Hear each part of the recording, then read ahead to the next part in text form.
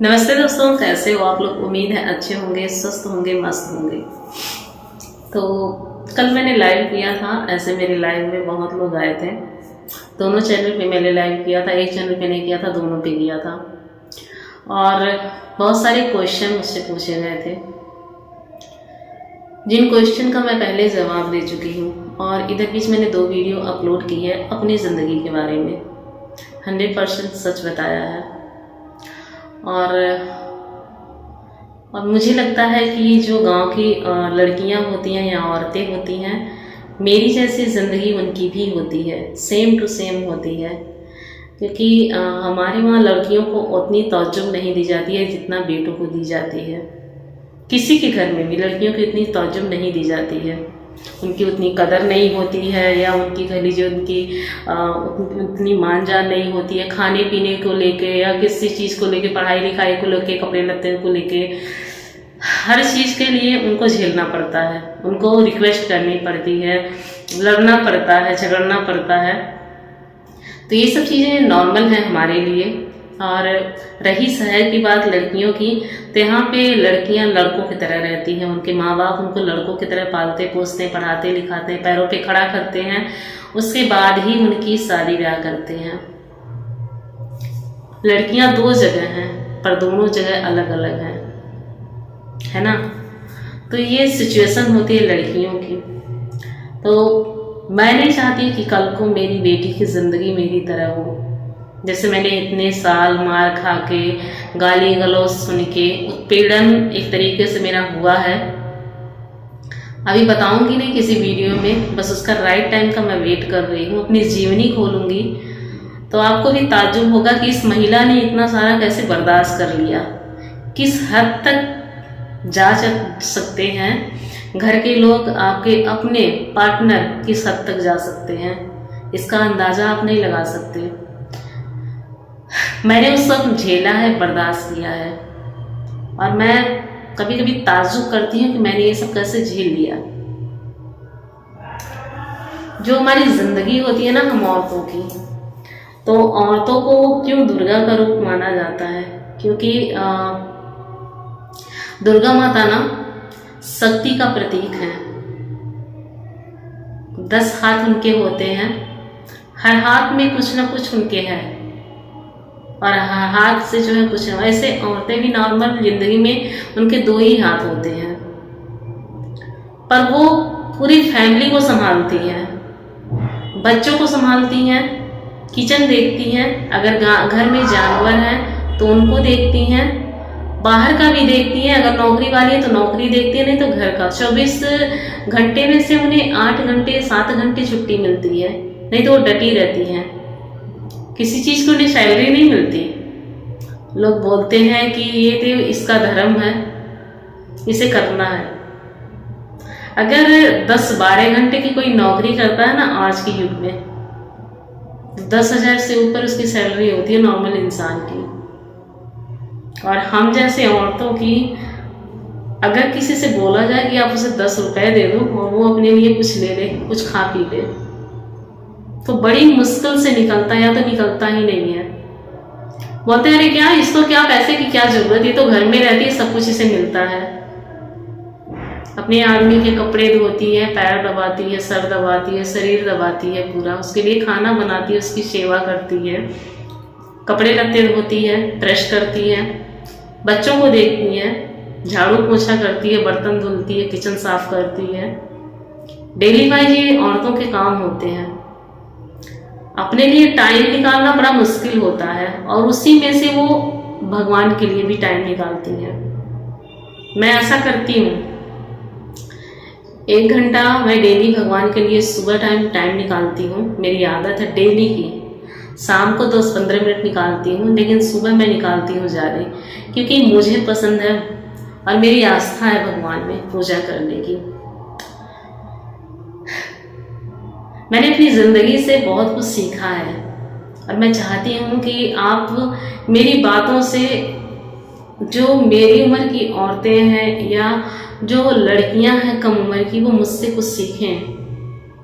मैं नहीं चाहती कि उनकी जिस तरीके से मेरी ज़िंदगी बर्बाद हो गई, सब कुछ खराब हो गया, उनका भी खराब हो। कहते हैं ज़िंदगी एक बार मिलती है, दोबारा नहीं मिलती है। तो इस ज़िंदगी में हमने क्या किया, क्या खोया, क्या पाया, बहुत कुछ करना होता है, देखना होता है, सुनना होता है। और एक लड़की को तकलीफ़ तब बहुत ज़्यादा होती है जब उसके माँ बाप, भाई बहन, उसके घर वाले उसको समझते नहीं हैं। मेरे डिप्रेशन में जाने की वजह ही यही थी कि मेरे पिताजी मुझे समझे नहीं। मेरी माँ मुझे बहुत अच्छे से समझी, बहुत अच्छे से मुझे समझी। वो दुनिया की बेस्ट माँ है, मैं यही कहना चाहूँगी। उनके जैसी माँ सबकी हो। कभी उन्होंने हमें किसी गलत लहजे में डांटा नहीं, कभी कुछ गलत बोला नहीं, मारा नहीं। टाइम से सब कुछ हमारे लिए करती थी। जैसे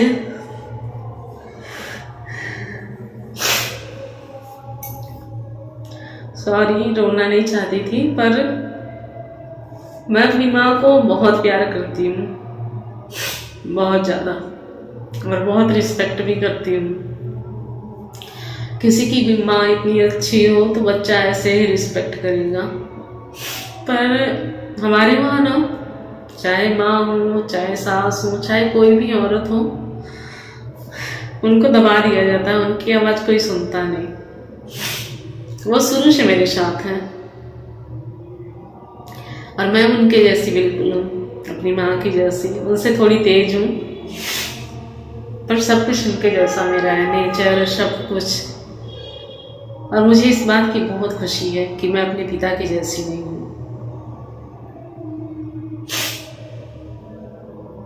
क्योंकि मेरे पिताजी आक्रामक स्वभाव के हैं, बहुत गुस्से वाले हैं, बहुत जल्दी भड़क जाते हैं, संयम नहीं रखते हैं किसी चीज़ में। और मेरी माँ उनके ठीक अपोजिट है। अगर मैंने अपनी शादीशुदा ज़िंदगी को इतने साल निभाया है तो सिर्फ अपनी माँ को देख के निभाया है। बाप को भी देखा है, पर मैं अपनी माँ को देख के निभाया कि मेरी माँ ने अपनी शादीशुदा ज़िंदगी को कैसे निभाया। कहने को मैं इस वीडियो में बहुत कुछ कह सकती हूँ, बहुत कुछ बोल सकती हूँ, जो कि मैंने रियल लाइफ में अपनी माँ के साथ देखा, ज़्यादातर तो अपने साथ देखा है। पर वही कहते हैं ना कि अगर हम मुंह खोलते हैं तो घर की बदनामी होती है। इस वजह से मैं चुप हो जाती हूँ कि मैं नहीं चाहती किसी के ऊपर कोई उंगली उठे, कोई रिश्तेदार कुछ बोले, कोई बाहर का कुछ बोले मेरी फैमिली को। जो बातें छिपी हैं, पर्दे में हैं, वो पर्दे में ही रहे। नहीं तो कहने के लिए बहुत कुछ है मेरे पास, सब कुछ जानती हूँ सबके बारे में। इतने साल रही हूँ तो जानती जरूर होंगी, और मैं उनके साथ इतने साल रही, मैं उन लोगों को जानती हूँ। और मैं उन लोगों के साथ इतने साल रही, वो लोग मुझे पहचान नहीं पाए कि उनकी बेटी और उनकी बहन कैसी है, किस नेचर की है, उसका कैरेक्टर कैसा है। ये सोच है उन लोगों में और मुझ में, सोच का अंतर है ना। मैं शुरू से सबके बारे में सोचती हूँ, किसी को ये दिक्कत ना हो, किसी को वो दिक्कत ना हो, किसी को वो ना हो, वो ना हो, किसी को कोई तकलीफ ना हो मेरे वजह से। डेली अभी भी प्रार्थना करती हूँ कि जो जहाँ है वहाँ खुश रहे। अगर किसी को मेरी वजह से भगवान कभी तकलीफ हुई हो तो उसके लिए मुझे माफ़ करना। मैं कभी किसी का दिल नहीं दुखाना चाहती, ना किसी को हर्ट करना चाहती हूँ अपने द्वारा। बाकी जो कुछ मुझे झेलना है मेरी लाइफ में, तकलीफ़ें जो भगवान ने दी हैं, 2 जिम्मेदारियाँ दी हैं बड़ी बड़ी 2 बच्चों की, उसे निभाना है जब तक मेरी सांस चल रही है। माँ बाप दोनों का प्यार देना है, हर तरीके से बच्चों को खड़ा करना है।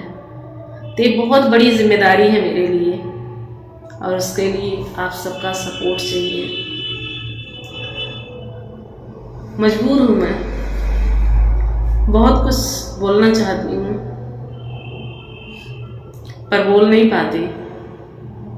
चुप हूँ, शांत हूँ, क्योंकि ये मेरे संस्कार हैं। वरना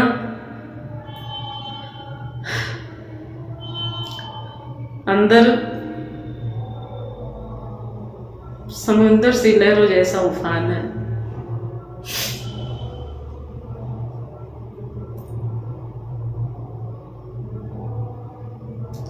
दर्द भी जो कोई भाप नहीं सकता।